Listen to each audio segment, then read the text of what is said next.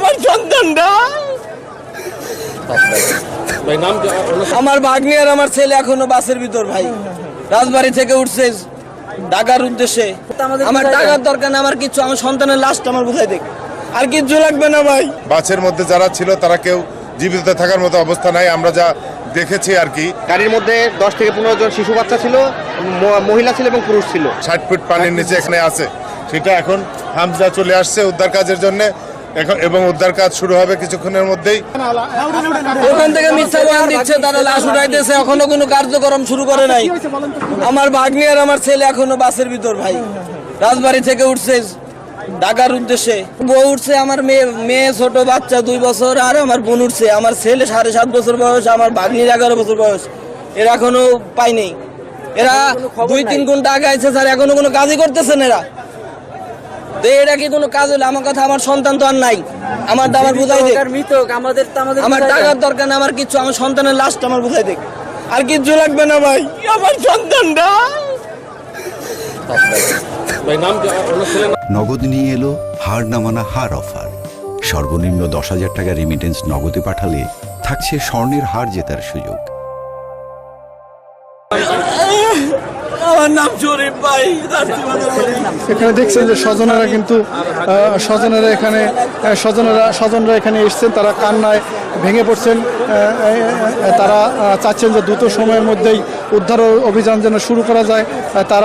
তারা সেটি কিন্তু তারা চাচ্ছেন যে দ্রুত সময়ের মধ্যেই উদ্ধার অভিযান শুরু হয়, সেটির ব্যাপারে তারা বলছেন। এখানে আমরা দেখতে পাচ্ছি যে বিভিন্ন জেলা প্রশাসনের কর্মকর্তারা এখানে এসছেন।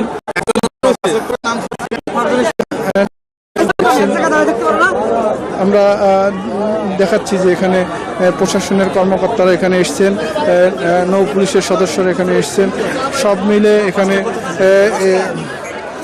একটি পদ্মা পরিবেশ উত্তেজনাকর পরিস্থিতি তৈরি হয়েছে। বিশেষ করে সাধারণ মানুষ সহ স্বজনেরা দ্রুত সময়ের মধ্যেই উদ্ধার অভিযান পরিচালনার জন্য বলছেন, এবং এখানে বেশ কয়েকটি অ্যাম্বুলেন্স কিন্তু এখানে রাখা হয়েছে। তারা বলছেন যে এই অ্যাম্বুলেন্স প্রস্তুত রাখা হয়েছে। এখানে স্বজনরা এখানে এসছেন, স্বজনদের কান্নায় কিন্তু পদ্মার যে তীর, সেটি কিন্তু স্বজনদের কান্নায় কিন্তু এই এলাকা ভারী হয়ে উঠেছে। পাংশা কুষ্টিয়া থেকে ছেড়ে আসে একটি সৌহার্দ্য পরিবহন 40 জনের উপরে যাত্রী নিয়ে গাড়িটি ব্রেক ফেল হলে মানে একবার কন্ট্রোল দিয়ে উপরে একবার নিচে পড়ে যায়। গাড়ির মধ্যে 10 থেকে 15 জন শিশু বাচ্চা ছিল, মহিলা ছিল এবং পুরুষ ছিল। আসলে ঢাল নামার সময় গাড়িটি বন্ধ ছিল, বন্ধ থাকার পর যখন ফেরি আসছে অপর পকেটে, তখন এই ফেরিতে ওঠার সময় এই দুর্ঘটনাটি ঘটে। আপনি শুনছিলেন এখানে একজন এই উপজেলায় যিনি ঘাট এলাকায় একজন সংবাদকর্মী, তার কথা আমি শুনছিলাম।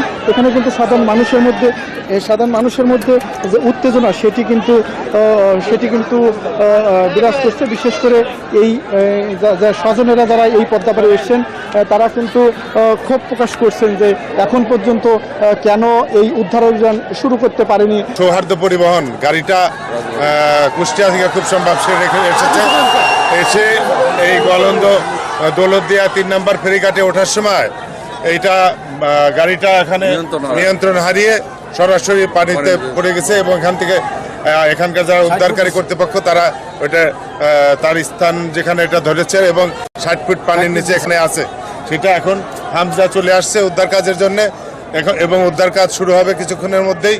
এবং আমরা ধারণা করতেছি যে বাসের মধ্যে যারা ছিল তারা কেউ জীবিত থাকার মতো অবস্থা নাই, আমরা যা দেখেছি আর কি, মানে বাসের ভিডিও যেটা যখন বাসটা পানিতে পড়ে যায়। এটা রাজবাড়ী জেলা পুলিশ এবং পুলিশ সুপার, জেলা প্রশাসন এবং আমাদের মন্ত্রী মহোদয়, উনি ক্যাবিনেট মিটিংয়ে ছিলেন, ওই অবস্থায় তাকে জানানো হয়, এবং তিনি ক্যাবিনেট মিটিং থেকে উঠে প্রধানমন্ত্রীর সাথে কথা বলে তিনি অলরেডি রওনা দিয়েছেন, বিষয়টা অবগত করিয়েছেন উনি ক্যাবিনেটের মিটিংয়ে থাকা অবস্থায়, এবং তারপরে তিনি রওনা দিয়েছেন এখানের উদ্দেশ্যে। আমাদের মেইন কাজটা এখন উদ্ধার কাজ, এবং সেনাবাহিনী, পুলিশ, র্যাব, এখানকার জেলা প্রশাসন, পুলিশ প্রশাসন সকলেই আছেন। এখানে কিন্তু ভুয়া বলে এক প্রকার স্লোগান কিন্তু শুরু হয়েছে। সেনাবাহিনীর সামনে কিন্তু এই স্লোগান দিচ্ছেন। আসলে দীর্ঘক্ষণ উদ্ধার অভিযান এই যে বলে কিন্তু এখানে মানুষ স্লোগান দিচ্ছেন, এবং এটি সেনাবাহিনীর সদস্যরা কিন্তু এই পরিস্থিতি কিন্তু শান্ত করার চেষ্টা করছেন, যে তারা আসলে দ্রুতই উদ্ধার অভিযান শুরু হবে। এখানে অ্যাম্বুলেন্স রাখা হয়েছে, এখানে ফায়ার সার্ভিসের সদস্যরা এসছেন। আসলে আবহাওয়া বেশ বৈরী থাকার কারণে কিন্তু উদ্ধার অভিযান এখন পর্যন্ত শুরু হয়নি। তাছাড়া আমরা এখান থেকে যতদূর খোঁজ খবর নিয়ে জানতে পেরেছি যে ঢাকা থেকে বিশেষ ডুবুরি দল এখানে আসবেন। আমরা এই যে অ্যাম্বুলেন্স, একাধিক অ্যাম্বুলেন্স কিন্তু এখানে রাখা হয়েছে। উদ্ধারকারী জাহাজ যে হামজা, সেটিও কিন্তু এখানে রাখা হয়েছে। এখন পর্যন্ত উদ্ধার তৎপরতা কিন্তু শুরু হয়নি, শুরু করতে পারেনি এখানে যারা উদ্ধার তৎপরতা যারা আছেন তারা। আমরা এখানে দেখছি যে একাধিক অ্যাম্বুলেন্স কিন্তু রাখা হয়েছে এবং